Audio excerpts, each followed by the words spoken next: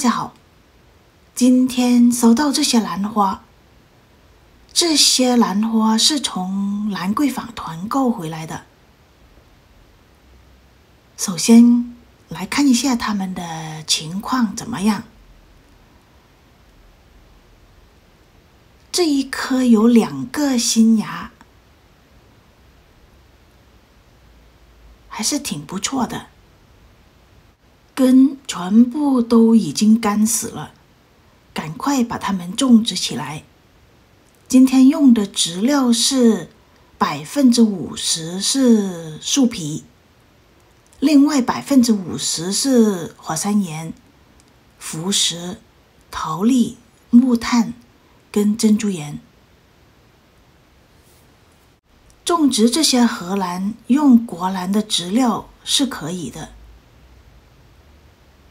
把这些植料混合好就可以种植。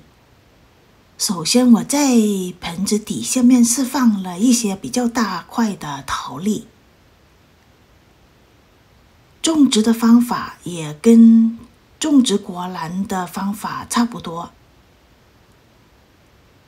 只要把植料填上，把里面的缝隙都填满了就可以。最关键的就是在种植的过程中，要不断的拍一下盆子，确保里面的缝隙都被填满。刚才打开包装纸的时候，都看见这些根都已经干死了。那为什么我没有把这些干死的根修剪，才给它上盆呢？其实这些根已经是没有什么作用，留住这些根只是在种植的时候它比较稳当，做了一个支撑的作用。种好的兰花炉头跟盆面是平衡的，泥土也不要盖得太深。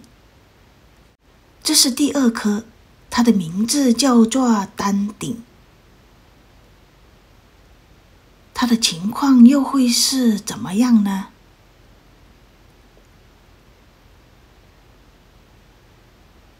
根摸上去也是非常的干。把这些水苔扒掉，看一下，也是有2个新的芽，干死的根就直接掰断就好。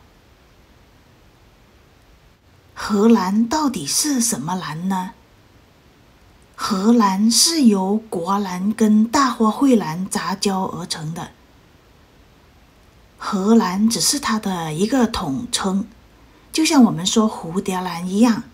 简单一点来说，荷兰就是小的大花蕙兰。大花蕙兰是地生兰，种植的材料可以非常的广泛，可以用泥土、小石头、树皮、椰子壳等等等等，都可以用来种植大花蕙兰。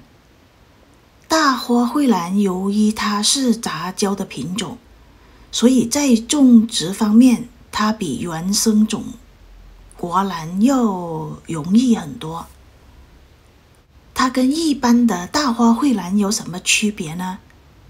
一般的大花蕙兰植株比较高大，而这些荷兰呢，它的个子是比较矮小的。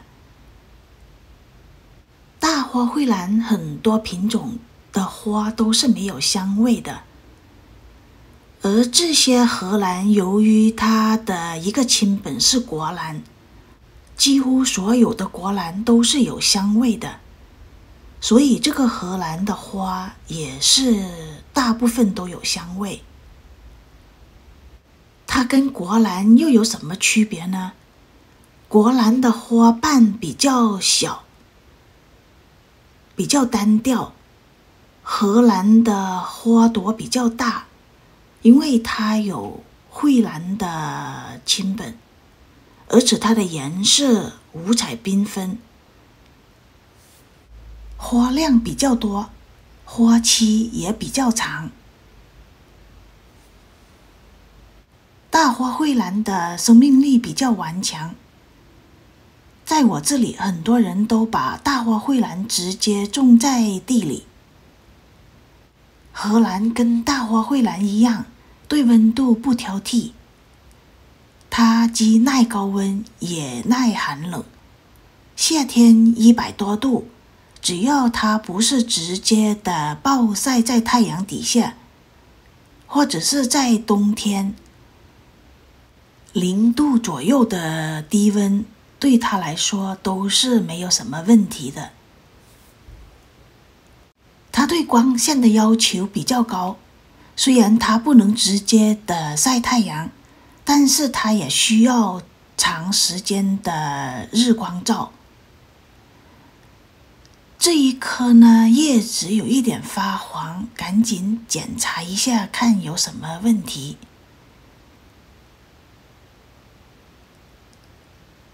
芦头看上去有一点发黄，但是它是硬的，没有腐烂，应该问题不大。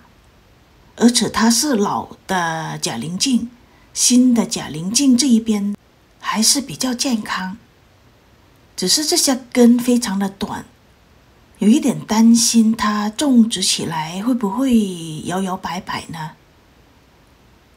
试一下，如果它一直都是摇摇摆摆的话，就要给它插一个棍子做一个支撑。一般情况之下，我不喜欢插一个棍子。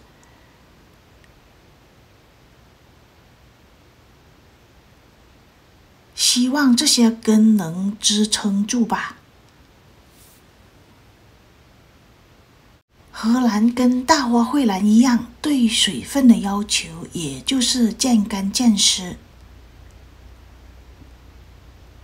夏天我大概是2天给它浇一次水，浇水的时候是完全浇透。植料里面有一半的植料是有机植料，像火山岩、浮石、珍珠岩、桃栗木炭等等，它们的排水性非常的好，所以呢，每一次浇透水也不怕里面有积水。刚刚上盆的这些兰花，不要马上施肥，一定要等它长出新根、新芽之后才正常的施肥。通常国兰、大花蕙兰之类的兰花，我都会用缓施肥，也就是均衡肥，直接撒在盘面上就好。好了，这些荷兰已经重新上盆，现在就给它们浇水，把它们全部浇透，然后就把它们放到阴凉的地方，不要直接的晒太阳。这一次浇水之后，起码2个星期之后才再给它浇水。刚浇完水的荷兰，把它们放在通风环境比较好的地方，让它慢慢的浮盆吧。